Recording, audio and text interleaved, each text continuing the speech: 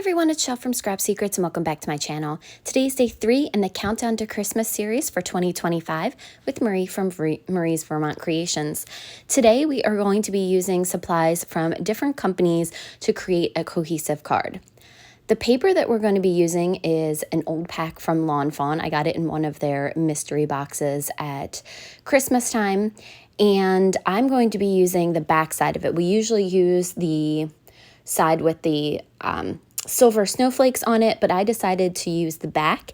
And then we're going to be using a turnabout stamp from Concord and Ninth to heat emboss snowflakes on the back. There are already snowflakes on this sheet, but I wanted more. So we are going to be doing the turnabout stamp, going to be using some anti-static powder. This is the light kaolin clay, and run it all over my paper. And then I'm going to ink up the stamp with Versamark. You're going to see me do it 4 times. So I'm going to show you how easy it is to use the stamp wheel with the turnabout stamp sets. So simple. So I'm just going to ink it up with some Versamark. It's not actual Versamark.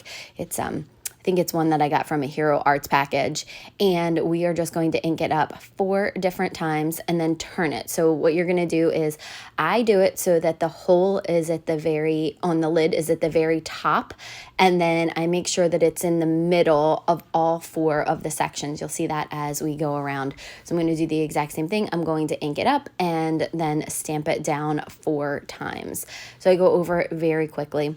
While you're watching me do this, I wanted to talk to you about this series. If you guys are new, welcome. If you are coming back, welcome back. We love to have you guys, and we love to hear what you have to say about the series. If you have any comments, leave them below. We do respond back to pretty much every comment. We try to, and love to see what you guys are thinking about this series, especially if you guys have any ideas.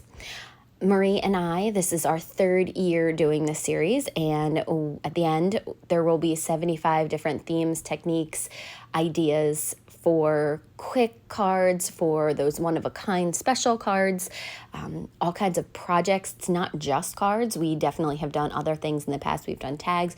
We're doing some like wrapping paper kind of stuff, decorated bags, so lots of different things. And I hope that you guys will join us for all of the days this year. We post on Mondays and Fridays around 2 o'clock Eastern time. And we've picked out all of our themes and techniques for the entire series. And I'm very excited to see what she's done. I have not seen anything of hers yet. We normally share stuff, but because of our crazy schedules, we have not been able to. So back to the card, before I forget, there will be a link to the intro video in the more information section at the bottom of this video, so make sure you check it out. There's also a link to Marie's channel with playlists on there. So I'm just using my heat tool to go ahead and heat that embossing powder. You're not really going to be able to see it because it is almost like it's a Recollections, and it's just a sparkly powder, so you can see it in person, but it is hard to see it on camera. So I'm cutting down a piece of white scrap cardstock so that I can cut this die out. This die is very old. You can see how it's solid. This is the way, for those of you guys who may be newer stampers, this is the way that MFT did their dies in the very beginning. So this is an MFT die and stamp set. And so the easiest way I found to do it is cut out the die, take the leftover piece, put that down onto your mat, go ahead and place the stamp in it, and then put the actual piece you want to stamp on back into that and use it kind of like a mask. It did not stamp fantastic. I will tell you, I was off a little bit, but it is a lot easier than stamping and then trying to figure out where you're going to cut because you can't see through these. When dies came out and were open in the middle, that was a huge invention. It was made life so much easier. And now we're going to be using a couple colors of Distress Oxide to change the background of the paper. You've seen me do this in couple videos, and I love doing this. This is pattern paper that I did not buy. It was something that came in the box, and while I like it, I don't love it. So to love it, I alter it so that I can use it for my projects. So I am using Prize Ribbon, Uncharted Mariner, peacock feathers, and I think that's it. I pulled out rustic wilderness, but I don't believe I end up using that. So I'm just going back and forth over the background, or most of the background, to kind of give a gradient blend to it. I do like that you can kind of see the green underneath of it still. It is a very unusual, I guess, sky for a snow scene. Maybe she was in the Northern Lights. I don't know, but I kind of liked it. It was something different. And I did a 6x6 because what we're going to do is we're actually going to cut it down to a 3x6 and do a mini slimline card. So I actually got 2 backgrounds out of this.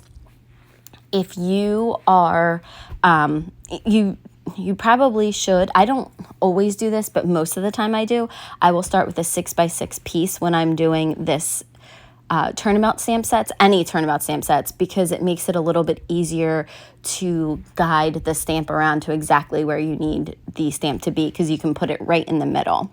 The turnabout stamp did have a little guide with it that had an X on it, made it very easy to line the stamp up. This one, you don't have to be so perfect. There are other ones that when you stamp around, it gives you the full image. So it may stamp part of the flower and then maybe a leaf or something later. So you do have to be a little bit more precise with this one. It didn't really matter. So we're going to be using some of that scrap white cardstock to cut a bank of snow.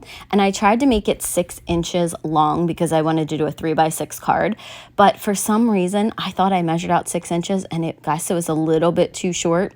So it does turn out being a little bit short once I put it onto the card base, but it's fine. You can see a little bit of white at the bottom and a little bit of white at the top.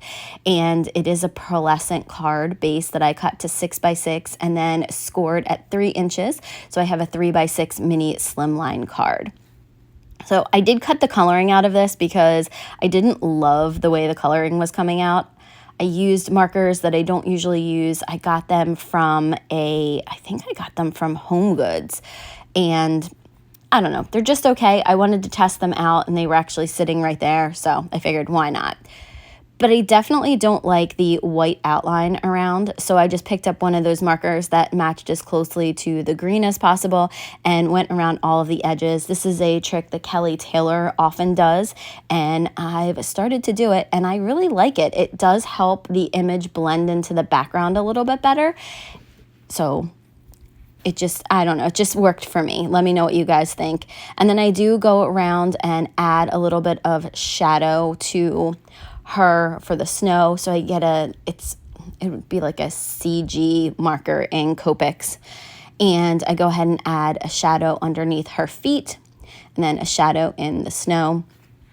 And then I get ready to attach it to the card base. And that's really all there is for this card today.